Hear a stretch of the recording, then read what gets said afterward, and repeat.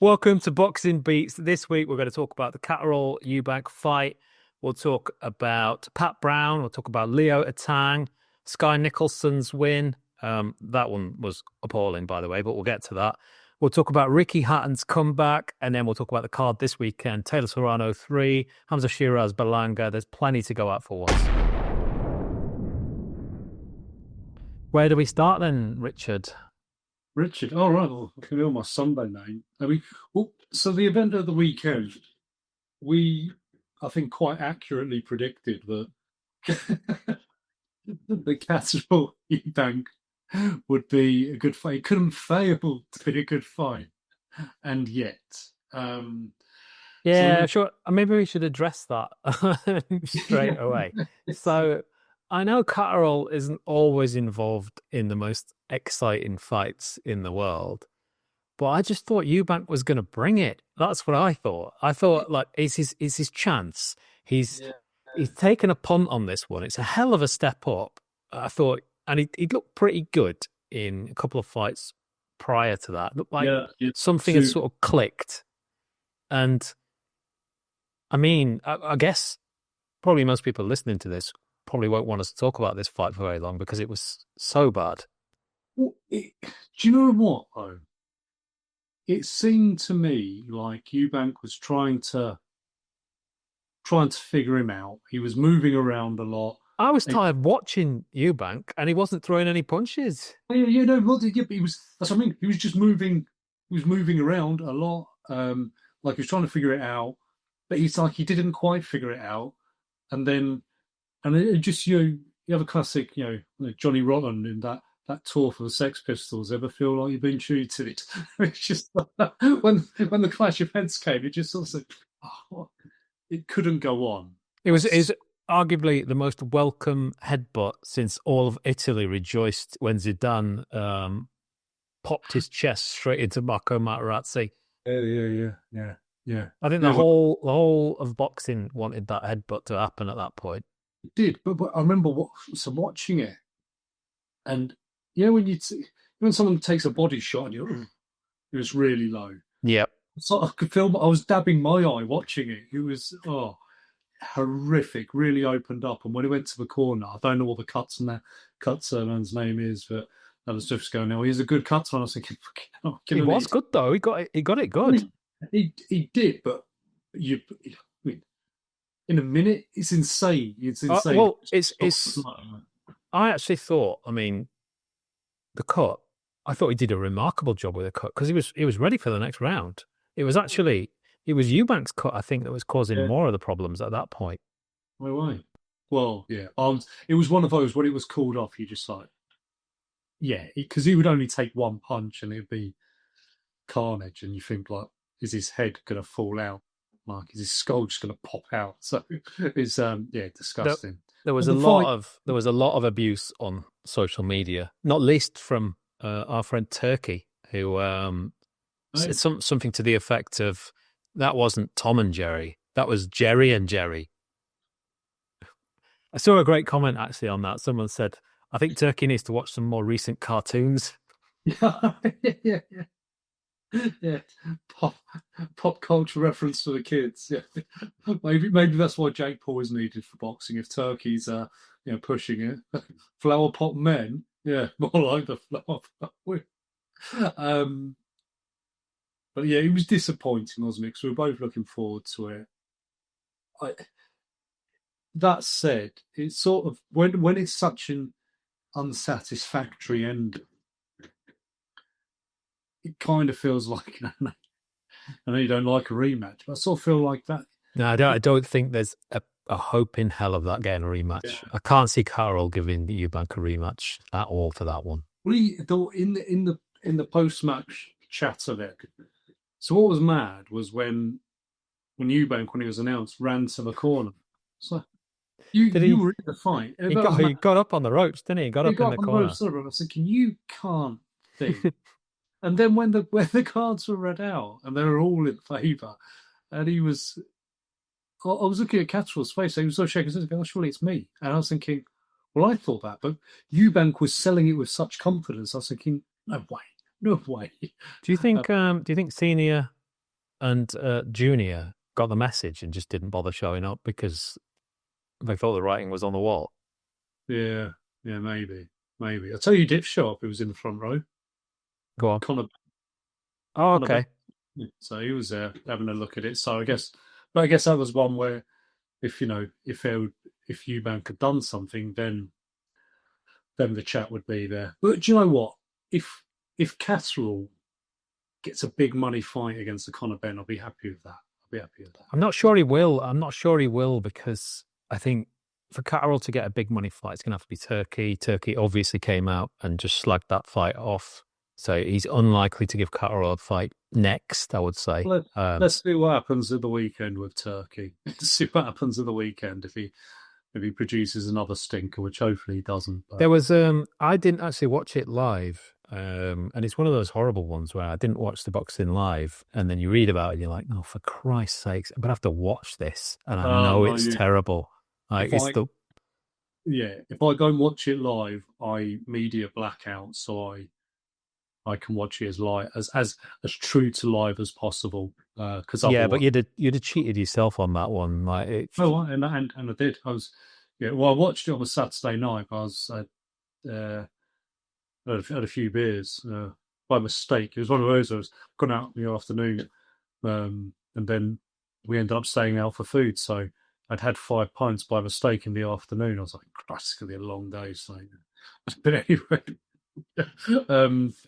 so yeah, had to rewatch it in the morning just to make the most of it. But the undercard. Yeah. Well, before can I just tell you this little story that I read? So I was absolutely out of it. I'd been paddleboarding for like half the day, so I was absolutely knackered.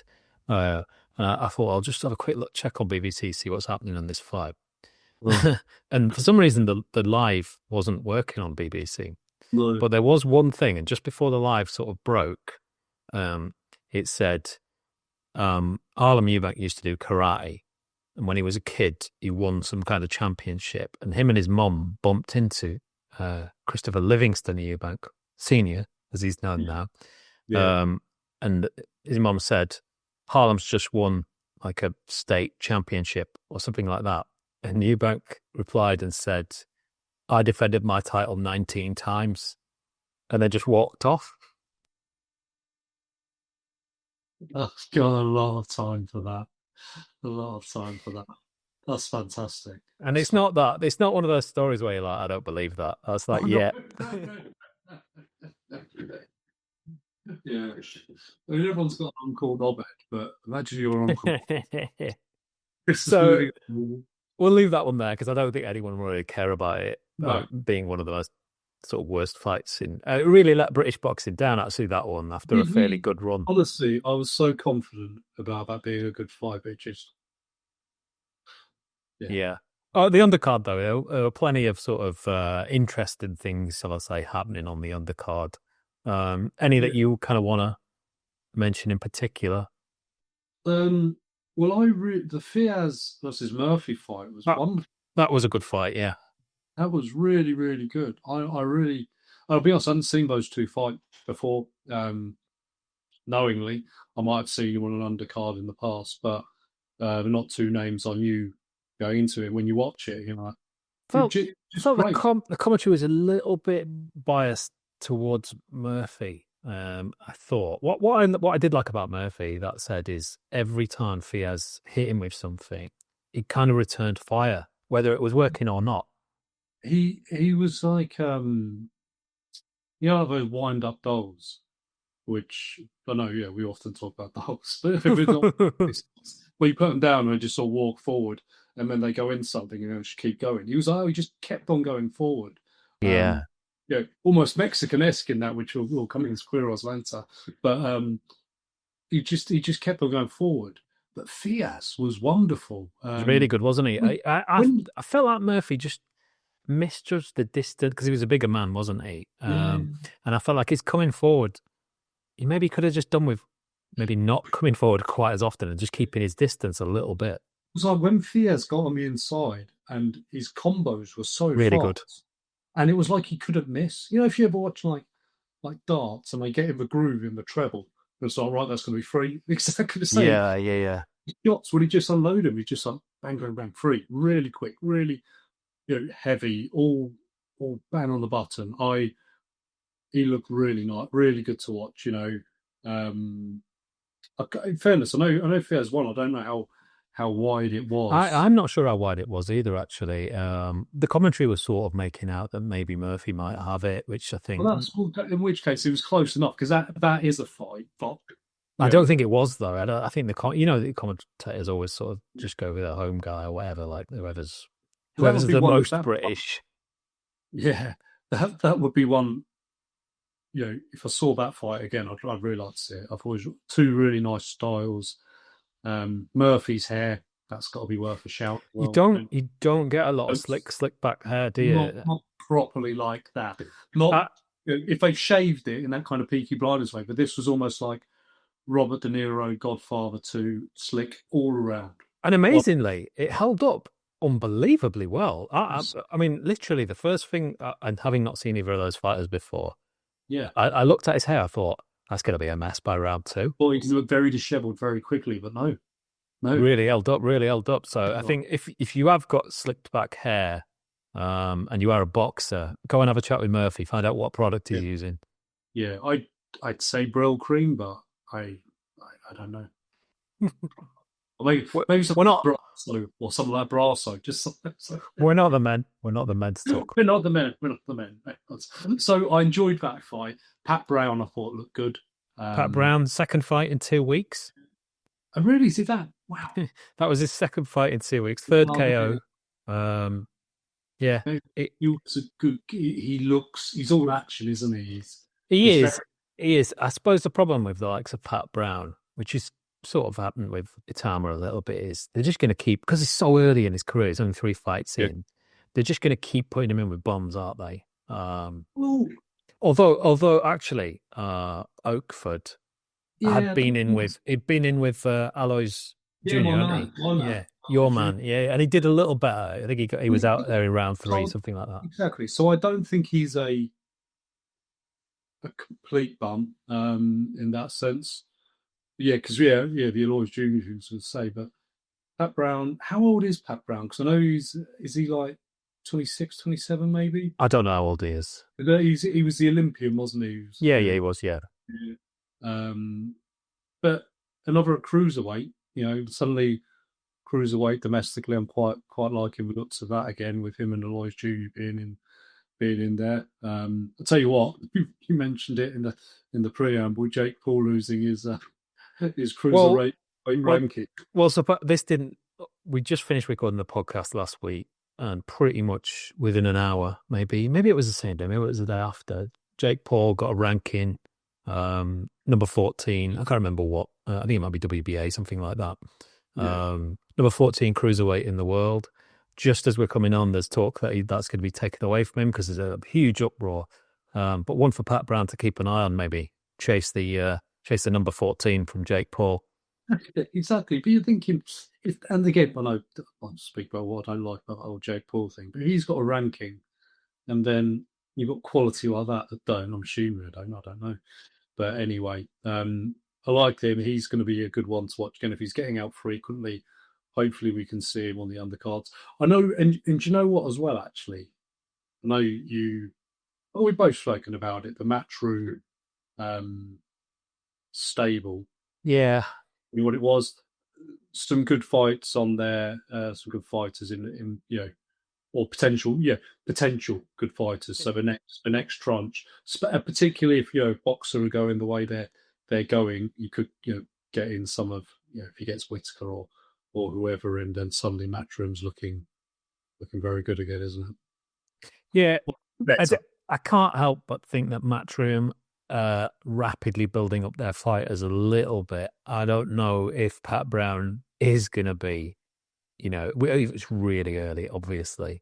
But they're always trying to do a Joshua every time. They're always trying to, build up their fighters to be the next Joshua. And I don't know, like let him get 10 fights under his belt before we're going too crazy about Pat Brown. It's the thing, though. I guess it is if you've got Olympic pedigree, then that's the the path that's been trodden rather successfully before, hasn't it? Most successfully by obviously AJ. But less so by Audley Harrison. Yeah, Joe Joyce, praise up. Yeah, but it's like, but then, but if he's done it well with Matchroom, so potentially, there's not there. So obviously, AJ's he's very marketable. So which I mean, maybe kind of jumping about, but to Atang then. So yeah, so Leo Atang made his debut. did you see it during the week then when they got did they have like out Bruno, Joshua, and Atang together? Yeah. Is that right? So the three of them together. So that's that's quite from the sort of marketing perspective of it. That's like right, okay. Here's the next one off. Well, he's the one that Matchroom are labeling the new Joshua. Yeah. Perhaps because they haven't got Moses Atama signed to them. Well, this is it though, and I was looking at it cynically, and I was thinking, no, he doesn't look like Atoma. The guy who's in with Christ alive. See that? It's like, are they even accepting bets on this fight? Where did they get him from? Yeah. God knows. Do you think he was like carrying like the ring, bits of the ring in, and like doing the setup, and then they were like, "Look, mate, we do need a fighter for tonight. Do you fancy like 100 quid?" Every chance. Wasn't the worst fighter on the card though. I will say. Go on, who are you going with?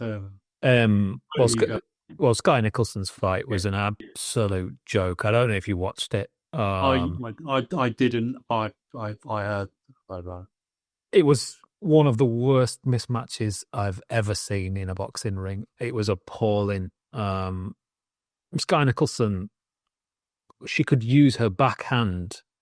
She didn't even need to jab. She could use her backhand to keep the distance because the gulf was that wide. It was an appalling fight. I know Skye Nicholson's just coming off the back of a defeat, but yes, that was embarrassing matchmaking. Among the worst I've ever seen. Yeah, I think this is the challenge I get. I don't watch a lot of women's boxing, to be honest. Me neither. I don't really like it. If it's on and there's a decent name in there, exactly, I'll watch it. I've seen a few of Skye Nicholson's fights in the past. That's what also just saying, that's kind of qualify what I'm going to say might be completely ignorant, but I guess if you've got a name and you need to get a win, I guess the dearth potentially in options and quality means those mismatches are more common than they are. No, obviously they do happen in the men's as well. But potentially that's the reason why I need someone to get a win. I mean, everyone knows Skye Nicolson's a pretty good boxer, she doesn't need to be in there. Like, I don't know how I can't even think of two boxers that I could say is like someone fighting someone else, because it would just be someone you'd never heard of in your life. Yeah. I mean, back to Paramount or whatever his name was, and Atang. What did you think of Atang? I first of him.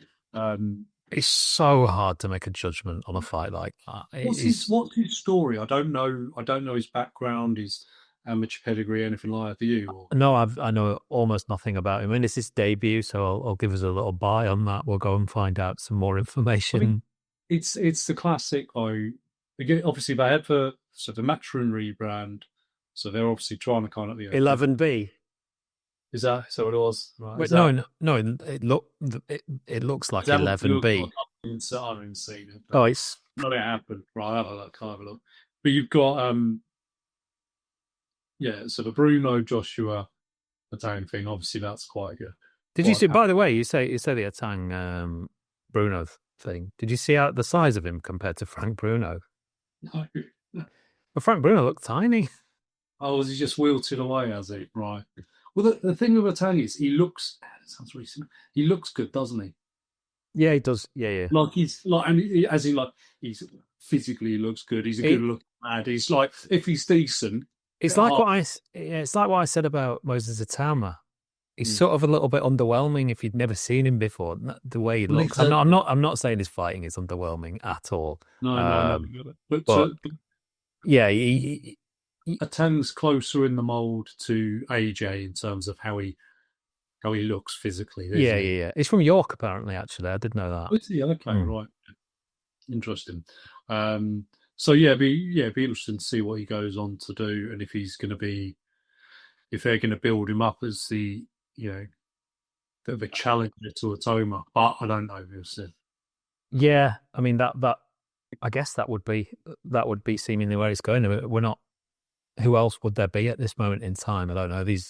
We don't know who else is coming through at the moment. If it does feel like maybe the heavyweight division is about to move on, with these guys I coming up. mean, Obviously, it's one fight in. Anything could happen. yeah, He could get ironed out by an absolute nobody at some point.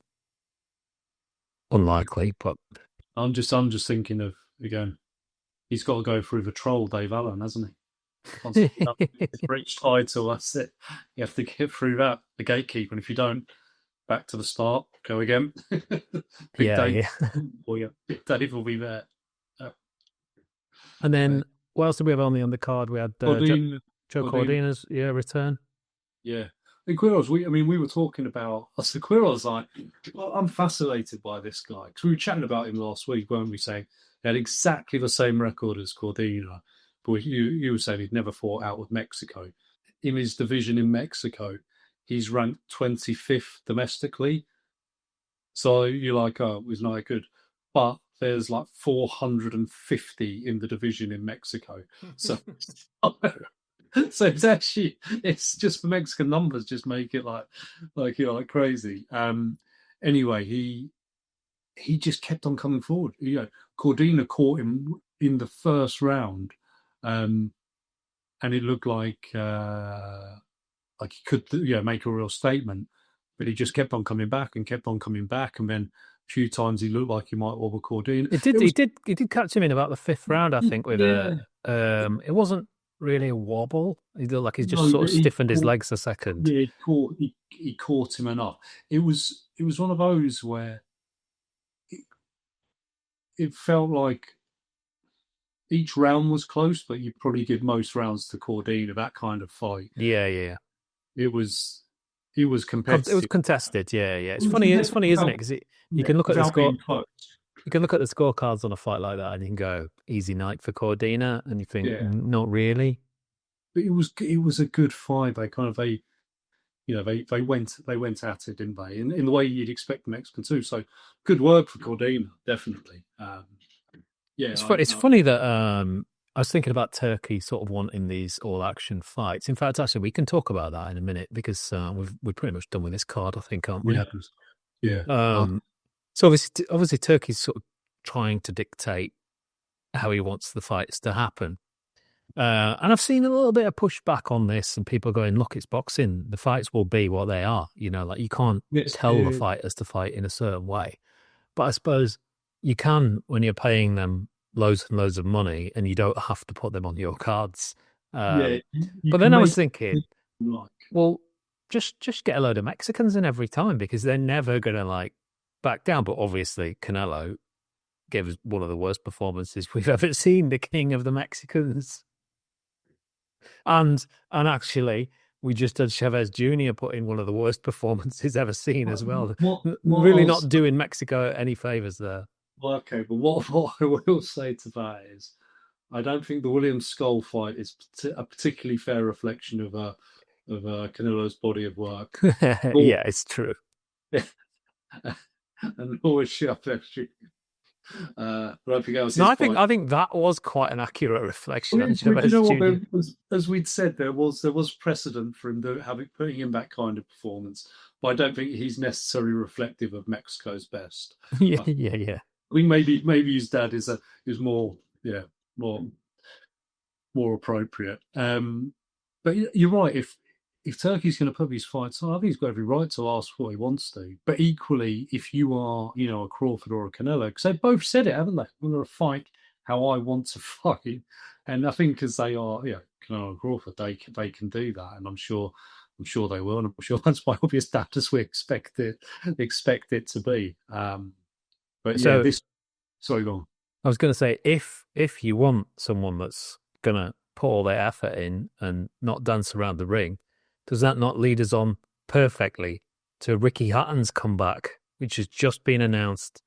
Yeah. I think today, maybe yesterday or today. Tell me about this. You mentioned it, and I I don't know anything about it, and I haven't looked it up because I want to hear Okay. it. I mean, it's quite, I'll be honest with you, it's quite disappointing. So he's coming back. He's fighting Isa Alda. You familiar with Isa Alda? I think he was one of the Gulf's first pro boxers, if not the first pro boxer out of the Gulf. Okay, well that means he's clearly had a competitive amateur build up there. So. He's very old. So I think he's going to be around Hatton's age. I think Hatton's 46. Um, it's 13 years since Hatton last fought, Nice. in which he was beaten. And then he was beaten in his fight before that as well. And then Hatton, who was due to fly out for this fight, I think this weekend, has actually injured his eye on some sunglasses at an Oasis gig. That's everything I've got on that and come back. Fantastic. That's fun. Well, I don't want to say it. I don't like old boxers getting back into the ring if they are. This one sounds more like it's a closed doors event just to get Hatton a load of money. Like it does. It's not a proper comeback, is it? Fair play to him. And if I take that when I saw Ricky Hatton. What's up with you? No, before you do you think maybe he'd planned his retirement on Campbell Hatton's success, and since that has sort of not gone to plan, he's like, I'm going to have to put my gloves back on. Yeah, maybe, because he's got involved in coaching, hasn't he as well? Yeah. He was with Fury, wasn't he, on Fury's comeback? Yeah, he was. Yeah, He was involved. But it was around that time I saw him in Mykonos airport in 2019, being up there for a mate's wedding. And while we were out there, it was when he'd been reported in the press about him just being absolutely battered in some bar. right. We had seen him on that night. We had seen him at a kebab house maybe the night before or something like that. Sort of clocked him. And then I saw him at the airport when we were flying back. We were hanging after the wedding. And when you see someone who you really want to talk to, because it was Ricky Hatton, but he was giving off such a hungover vibe. He was like, the greyness of your t-shirt, his skin, his hair, his eyes, he was just this one colour of grey. I thought, there is a man who doesn't want me to ask. How's Tyson Fury's comebacks looking? Ricky Hatton looks like a sort of 90s lesbian. I've always thought that. You can't deny that. Put him in some dungarees and Doc Martens. And what I was thinking is, quite sort of famous for letting himself go between bouts. What's 13 years going to have done to Ricky Hatton? He actually looks better than what he did between some of his fights. Yeah. Well, so what I witnessed, briefly 6 years ago, it didn't look like he was taking it easy. I can't imagine he's aged well. No. So probably want to give a miss. I think it might be like when Mayweather went over to fight in Japan. Did he not go and he fought a local guy over in Japan? And it was just a sort of closed doors thing, like when Dillian White went over to fight in Ireland. Yeah. Not so much a planned closed doors event, just that nobody wanted to film it. Yes, nah. Is it AJ? Nah, I don't feel with it. Yeah. So this weekend's fights. So this weekend, obviously on Netflix on Friday night, we've got Taylor Serrano 3, which you'll know if you've turned Netflix on any time recently. Yeah. It's been listed there for the past week. Yes. All female card, so Baumgartner's on that card, as is Ellie Scottney as well. Don't think I'll be watching it, to be honest. The time, the time's not going to be great because I'm assuming this card is in the US. I don't know actually.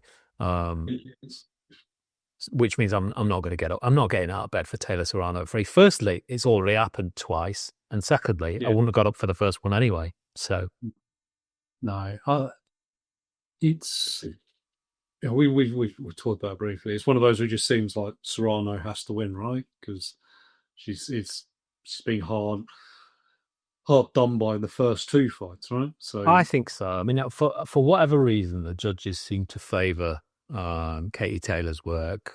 I can't see what they're seeing when they're watching that fight. My eyes are just not watching the same thing. yeah.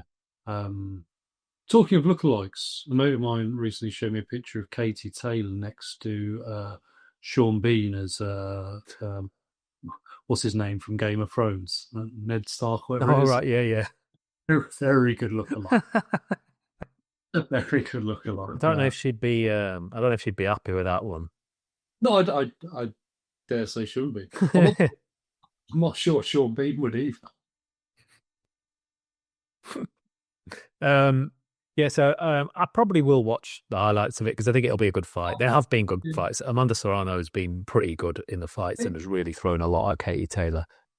Do you know what? They're good shows on there. I might have watched the first one. But yeah, Jake Paul, he puts on good shows, doesn't he? And he has, again, so well. It raises the profile of the sport and of the women's sport. So you can't really say that's a bad thing because it will lead to more good fights and more girls who get involved in it. So I'm sure it'll be a good show. Yeah, and good that it's on Netflix. Great that it's on a free to air,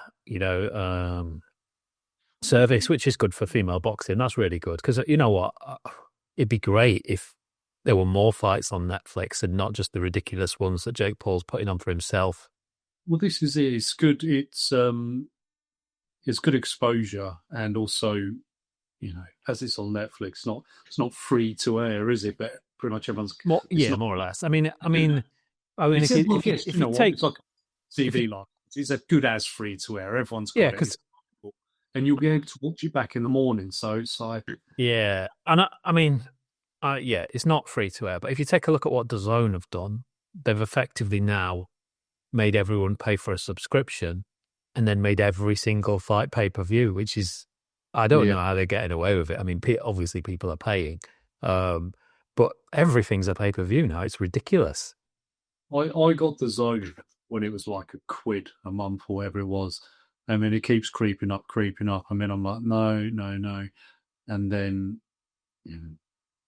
then Boxer on Sky was just terrible. And there's so many fights were on there. There is a lot on DAZN, to be fair. It's just, it's incredible, like what you have to get now to be classed as a fight that is just on the normal part of the subscription. It's just something you would never want to watch in most cases. The time with Dillian White won't be pay-per-view, will it? It is, I think. There's I've heard a few people like complaining about that, and then I think what's been said is there's something on the poster that indicates that it's pay-per-view. I can't remember what it is. People are going, oh, it looks like it's definitely going to be a pay-per-view because they only put that on pay-per-view fights. I can't remember what it was. So people are going, no, they put that on anyway, but I'll bet you it is going to be a pay-per-view fight. That a prospect against the has-been is now a pay-per-view. It's wild. That shouldn't be. I don't know. I don't know how much they'll charge on DAZN for pay-per-view on that. I mean, that has to be the lowest price you could possibly pay for a pay-per-view. I want to spend more than a tenner to be fair on that. Do they even do a tenner fights? I don't know. That's what I'm thinking though. I'll say that. I'll watch it. You're just not familiar with finding the alternative methods. That's all. Not that we condone that kind of thing on boxing beats. Yeah, I'm just an honest man. So that leads us into the other big fight of the weekend: Hamza Sheeraz, Edgar Berlanga. Yep. Where are you on this one?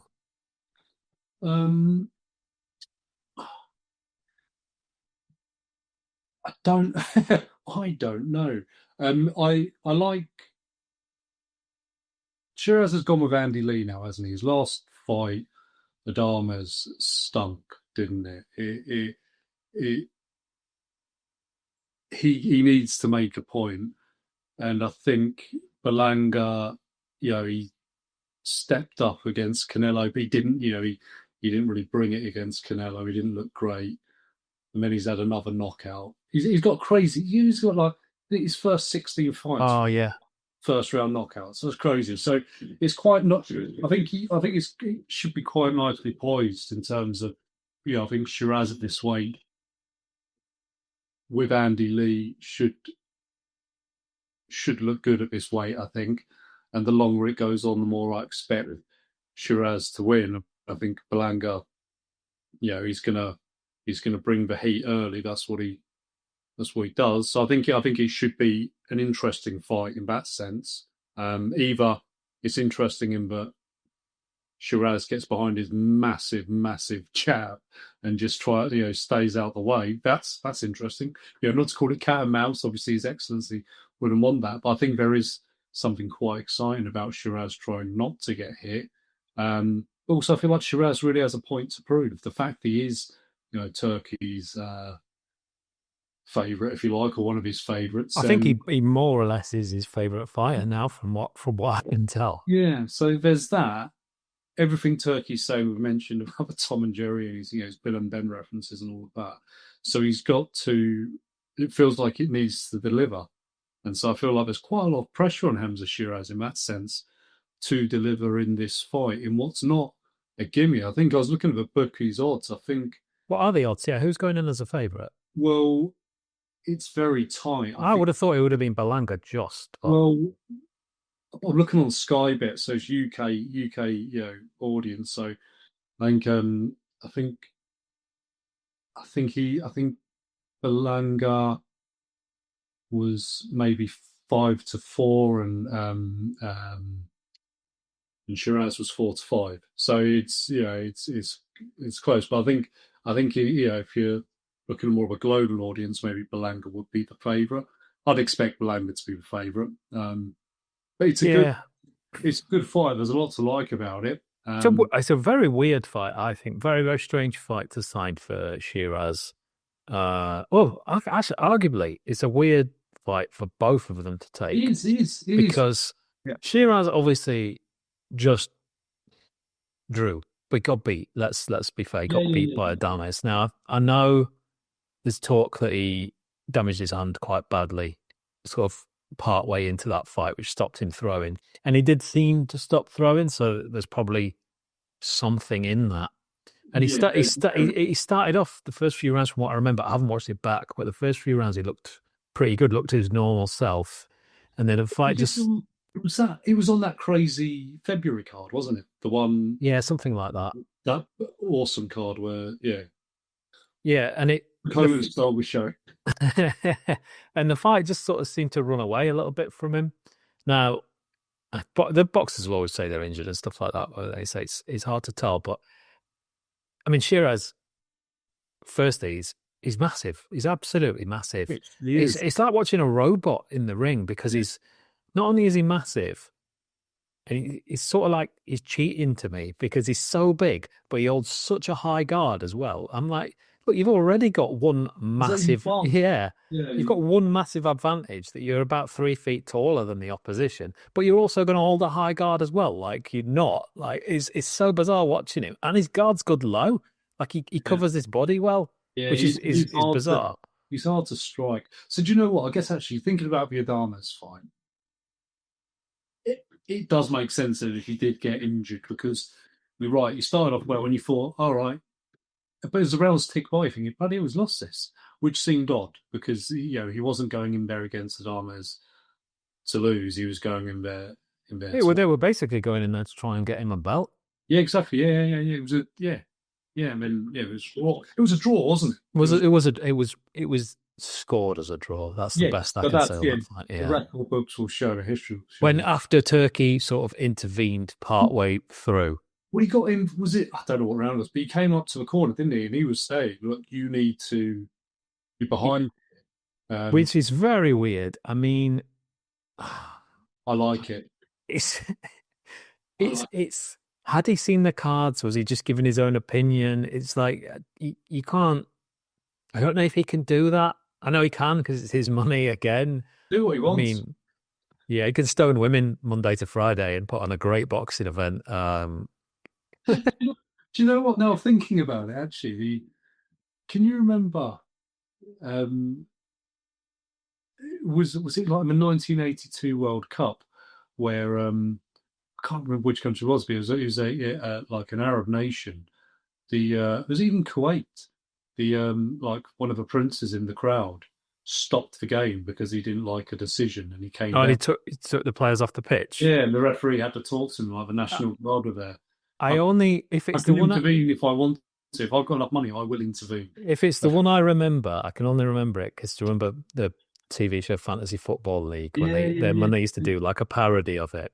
Yeah, I So think that. they did it, and they had a shot from sort of behind this guy, and he's going like this. And but apparently his defense was he was telling them to stay on the pitch. So he's going like this. He's going, stay on the pitch. Yeah, Whatever you do, don't come off the pitch. yeah. Roll the dice. Roll the dice.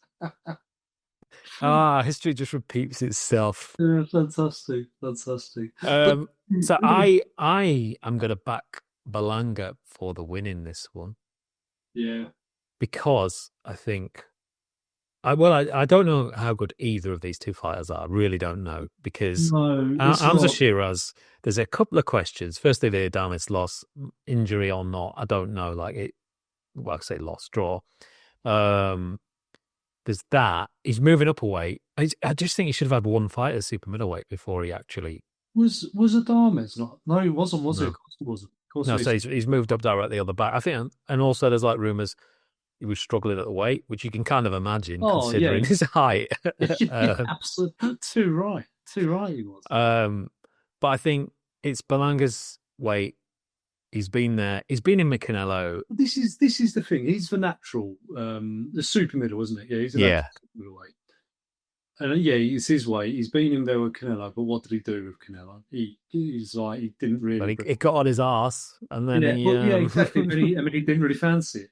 And then you can look at his knockout record, but could you tell me anyone on that knockout record? Like, Yeah, so, neither of them have got a lot behind them. well, no, but this is it. So Adama, I guess, was the step up, but then so the thing with Shiraz as well. And I like Shiraz because well, he's obviously hyped, so you kind of buy into it, and I do. But then you look at what happened in Midama's fight. I mean, the Bradley Skeet fight, where he hit it Yeah, several times when he was on, yeah. and then And I don't think I can't remember that fight that well, but I don't think it was going his way particularly. I don't think he was well, dominating that fight. he was looking all right. He was looking all right, and he got him. He did knock him down. Yeah, It's it was yeah, it was quite. seems to be a lot of sort of quite controversial moments in boxing over the past few years. It feels a little bit more controversial than it ever has been. Oh yeah, I mean, so there's this controversy around Shiraz, which makes me think there's going to be a story that comes out of this on Saturday night. Either way, so I mean, I just don't know anything about Berlanga. I'm going entirely based on the fact that he has been in. He's knocked a lot of people out. He has been in with Canelo. It's his natural weight, and it's not Shiraz's natural, or it's not. It might be his natural weight, but he's not fought there before. I'm just going with that. I don't have a lot else to go on. no, it's fair enough. It's fair enough. I I'm expecting Shiraz to win because it's a Ring magazine Riyadh event. So And and the guy putting the fight on wants him to win. yeah. If Shiraz loses, I'm surprised. So yeah, be interesting to see if he does get, Berlanga does go for one of his first round knockouts, how long the count is. Yeah, how long Shiraz goes. But the other thing about Shiraz is, and I might have mentioned it, but he's got Andy Lee in his ring. He's in his corner now, and Andy Lee he seems to be like boxing. He fighters get better with Andy Lee, don't they?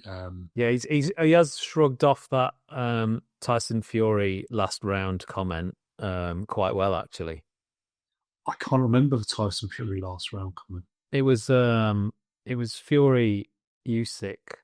Was it one? And he just said he was more or less saying, "Just see this one out. You've got this." Oh yes. And it was it was the first fight because there was a big deal after it going, well, John Fury shouldn't be in there. What's Andy Lee giving instructions for? He's not the trainer. Yeah, I've forgotten that. But that's only kind of cheeky, is that? Yeah, generally. Yeah. And I'd expect him, to make sure Sheeraz is making the most of his body, because he doesn't, he's got such a long reach, but he does try to fight in close when he doesn't really need to. I think he's just good enough to. I've just been having a look at Berlanga's record. Actually, there is a name that I recognise on there: Steve Rolls. Steve Rolls, I remember him because he fought Golovkin and he was sparked out by Golovkin. Berlanga didn't spark him out, so you know, we go. There's a little bit of something there. Yeah, I'll stick with Berlanga because I do. Sheeraz, I do like Sheeraz, but there's something so mechanical and weird about him. He's honestly just feels like there's a robot in there. It's just so bizarre. Like it's just you can't have it all. You can't have the height. You can't have the size. You can't then hold a high. Obviously, you can't. You can't then hold a high guard like you're one of the Smith brothers. Like, but you know that what I said a little while ago was right. That he's Turki's fighter and he will not lose this fight. Yeah, that's true. I mean, I also like that. I don't know. Berlanga looks like an absolute knobhead.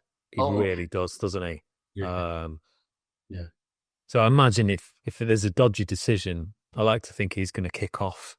He will not take it lying down. That should be interesting. Should be good. Any of the undercard fights stand out to you on that one? No, it's the other one, isn't it? Of the man who did for Padley in just 9 rounds. So Shaka Stevenson, yeah. So it's his first fight. I think it's his first fight since beating Padley. Yeah. And his career-defining fight against Padley. And I think he's fighting William Zepeda, who is quite handy. Although actually, last week I mentioned Floyd Schofield knocking Tevin Farmer out. And that's Zepeda's last 2 fights Tevin Farmer were decisions against Farmer. So Zepeda is a good boxer. There's no doubt about that. He is. He's game, isn't he? He's got sheer output. He'll go at him, but I think Shakur Stevenson will be just too good and too slick. Well, he's fighting Jerry for sure in that fight. Yeah, exactly. The classic American, just you're not going to hit me. You're not going to hit me. So should be good. I'll be honest with you. I would like William Zepeda to win it. Of course. I don't think he will. Of course. But I don't think he will do that.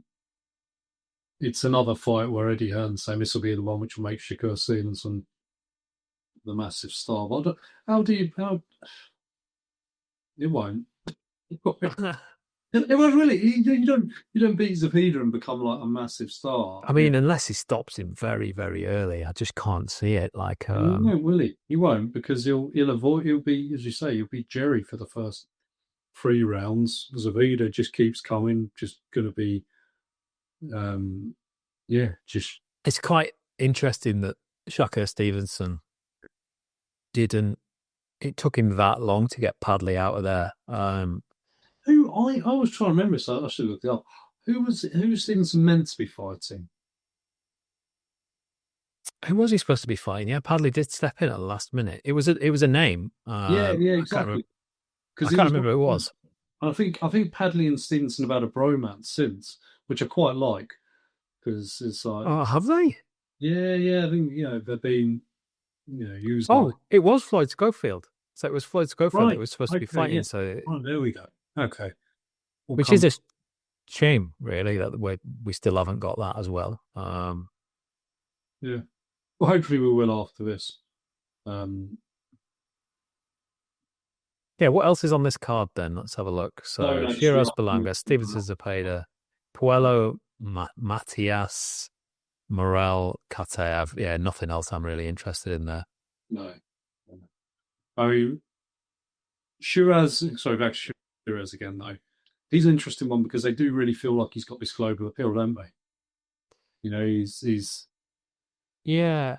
Have you seen any of the have you seen any of it where they've brought the fighters together? So they've brought Berlanga and Sheeraz together, and it's one of the classics. Sheeraz is stood there in like a three-piece suit, well, yeah. and Berlanga looks like they've just been down to like South Central LA and just dragged him off the streets, bundled him in a cop car, and Every Shiraz like face off or where his next to the opponent just looks so weird just because of sheer height of him and how slim he is. And he just looks weird. It's like, I think he was before the Adamas fight where he was almost wearing like himself Aladdin pants, wasn't it? He was topless. It just looks so weird. I mean, I would, even though I've said I'm going to back Berlanga for the win, I'd really like to see Sheeraz just do a number on him, where more or less what he did to who was the fucking numpty that came in with a tiger tail hanging off his arse?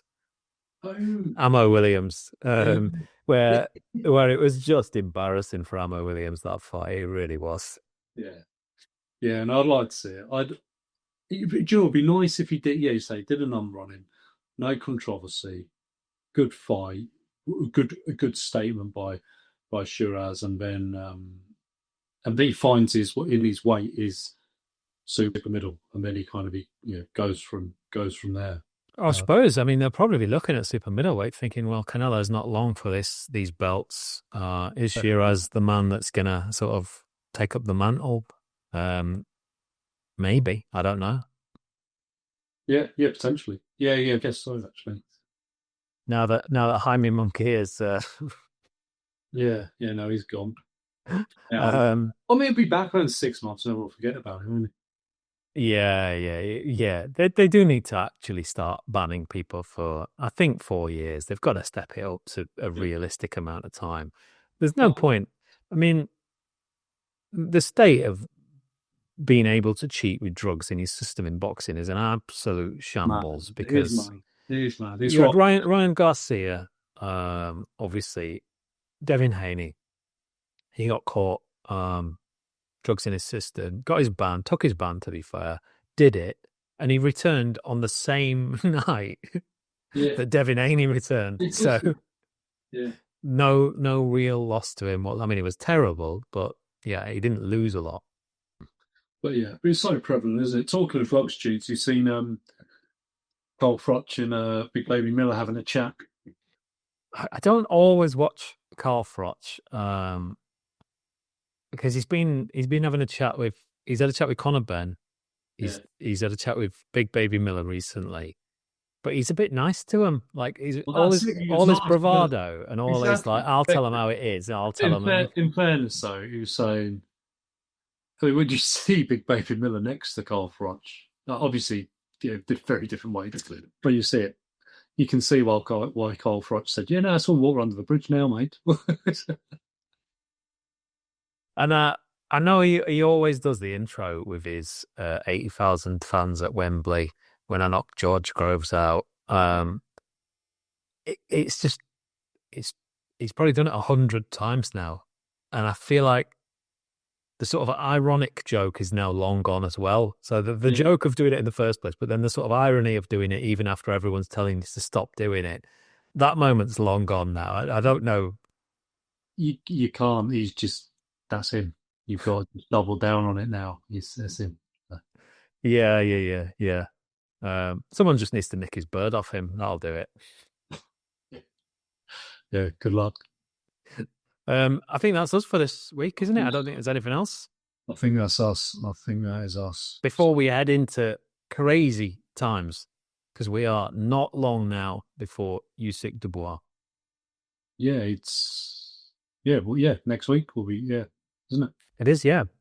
19. So, I can't wait. Cannot wait for that. So next week will be a 1 minute review of the weekend's boxing and then 1 hour of Usyk Dubois. Yeah. How did Sheeraz get away with that? And then on to Usyk the bar. That's what it'll be next week. Is Pacquiao on the same weekend? Oh.